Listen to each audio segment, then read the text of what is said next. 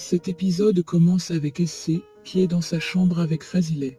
Elle demande à sa fille de lui dire ce qui se passe avec sa sœur et ses deux garçons et dit qu'elle doit absolument le savoir avant que cela n'arrive dans les oreilles de son mari.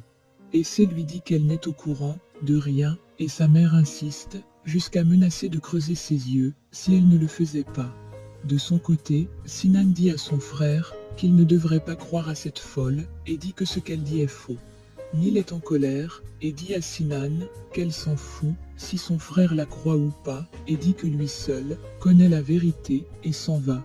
Une fois parti, Yaji demande à son frère de laisser Nil et de le répondre.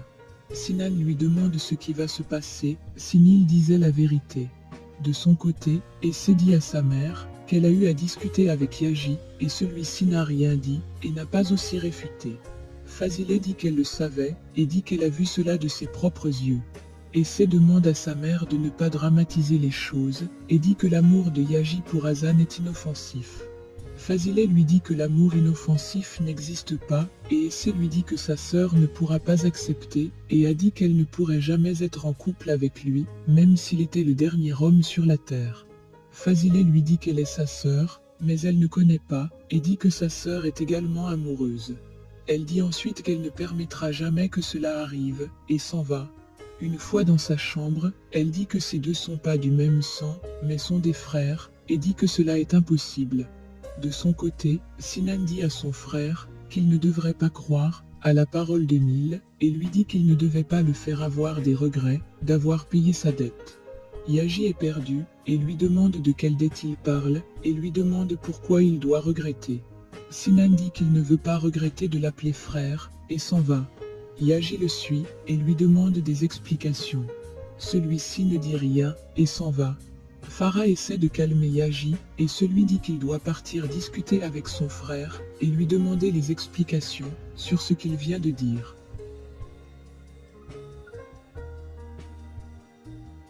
Farah lui demande de ne pas faire cela et de le laisser. De son côté, Céline est en train de regarder l'interview de Yasmine et dit qu'elle est en train de faire son show. Elle remarque le stylo entre ses mains et demande ce que cela veut dire.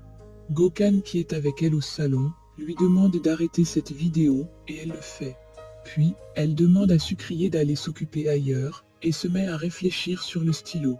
Puis, elle appelle Nil pour lui demander si elle est au courant que Yasmine a encore le stylo et celle-ci ne décroche pas le téléphone. De son côté, Gokhan va voir son père et se rend compte qu'il n'est plus au studio. Alors, il demande à Riza où se trouve son père et Riza dit qu'il a emprunté une autre voiture et est allé quelque part. Pendant ce temps, Azim est en route pour aller interroger Kerim sur la relation entre Yaji et Hazan.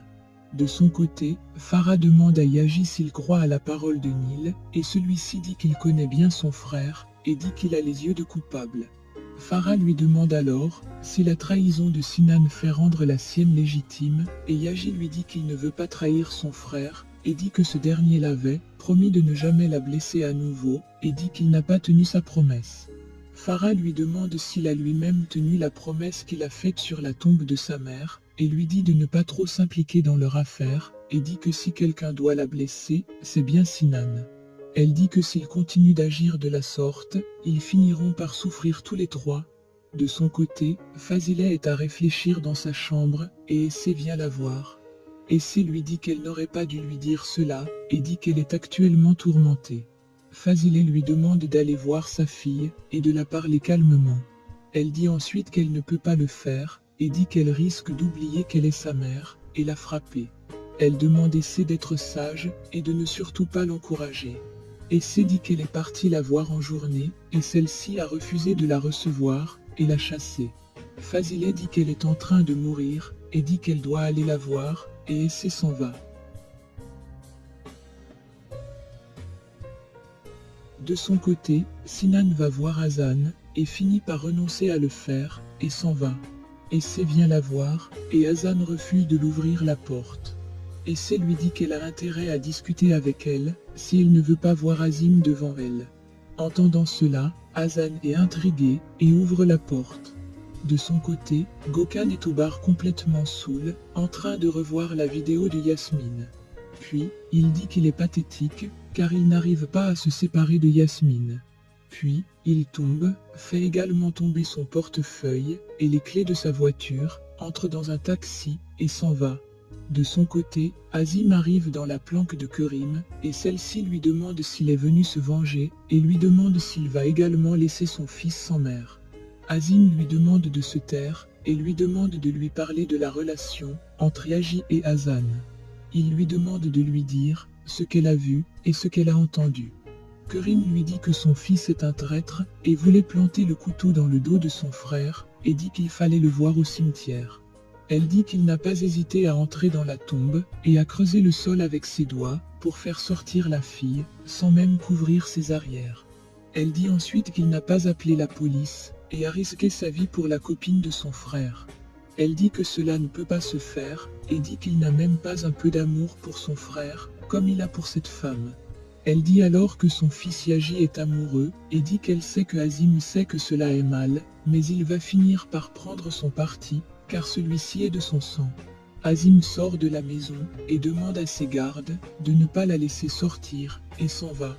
De son côté, Essé est en train de discuter avec Hazan et lui dit qu'elle sait qu'elle va une fois de plus refuser de l'admettre et dit qu'elle sent que quelque chose se passe avec Yaji et dit que cela a mis sa mère et Azim dans tout leur état. Elle dit ensuite qu'elle a déjà eu à observer sa façon d'être lorsqu'elle est prête de lui, comme le soir qu'ils étaient en train de jouer au basket-ball, et dit qu'elle était libérée et ne pensait plus à rien.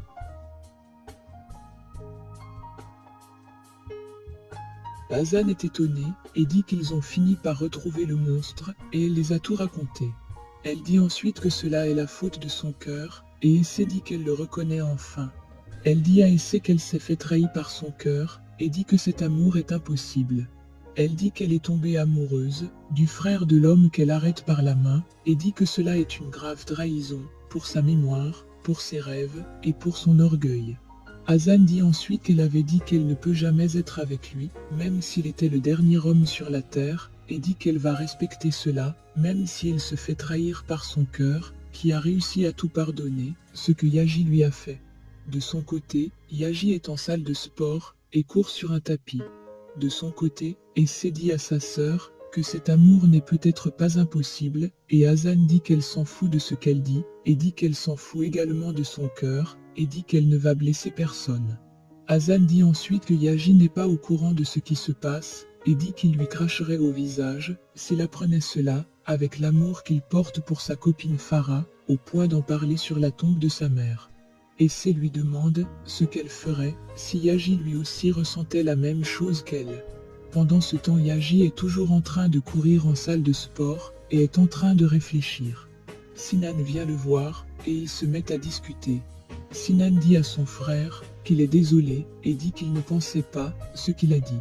Yaji lui dit qu'il le croit et dit qu'il sait qu'il ne va pas blesser Hazan à nouveau. De son côté, Yasmine est chez elle et dit en elle-même que le vieil homme n'a pas compris le message et dit qu'elle va aller le lui délivrer elle-même et s'en va.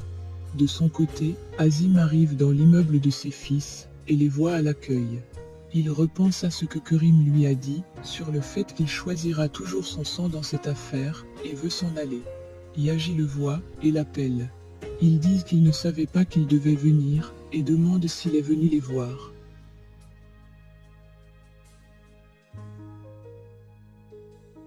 De son côté, Hazan dit que sa sœur raconte les bêtises et dit que Yaji n'a pas de sentiments pour elle. Essé lui dit qu'elle ne posait qu'une question et Hazan dit que Yaji expérimente sa propre histoire d'amour avec Farah et dit que cela n'est pas réciproque.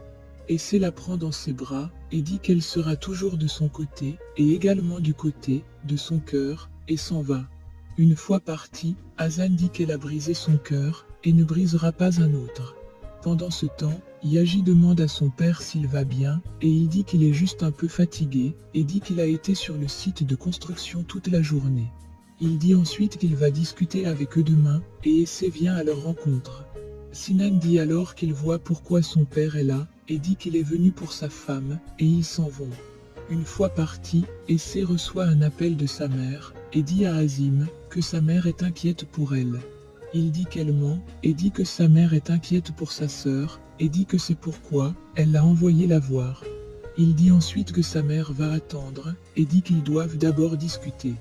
De son côté, Sinan va chez Hazan, et sonne à la porte. Celle-ci ferme ses oreilles avec ses mains, et celui-ci finit par partir.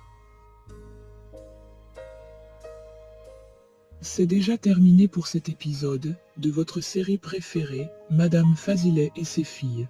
Abonnez-vous et likez la vidéo si cela vous a plu et à bientôt sur Honnête TV pour un nouvel épisode.